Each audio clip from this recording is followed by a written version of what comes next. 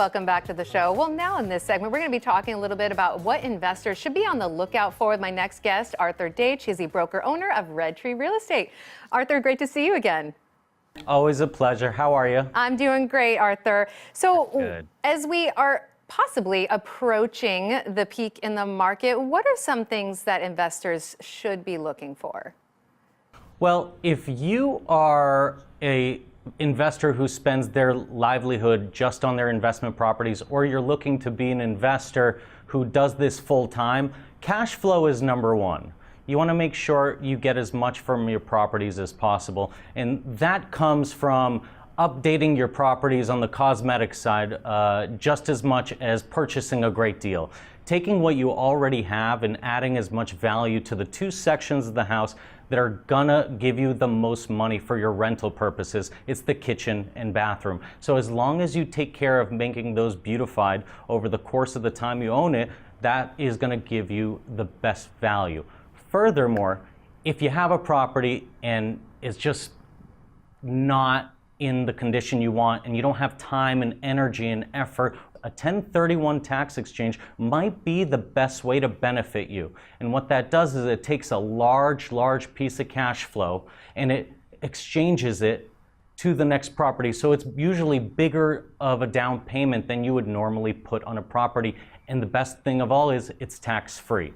What you're doing is you're just upgrading properties. You're upgrading to newer heating systems, lower condo fees, better buildings, better locations, better upscale tenants. Whatever you want that's going to give you peace of mind, that's what you can pay for. And when I say pay for it, it means the tax exchange pays for it. Not a single penny has to come out of your pocket if you do it correctly and you do it with me. Now, tax exchanges, they sound like a great option, but are they the best option when you are looking to purchase a property?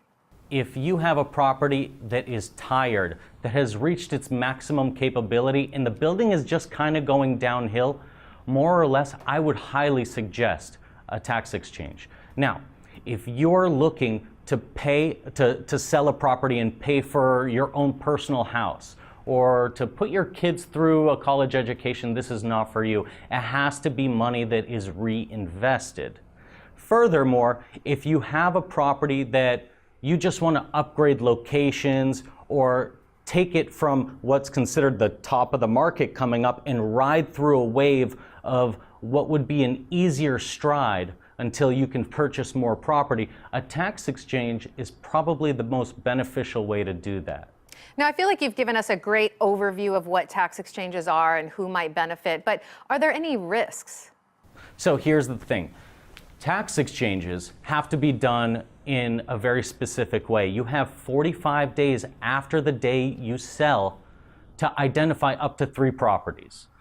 Furthermore, you have 180 days to purchase 1, 2, or 3 of those properties.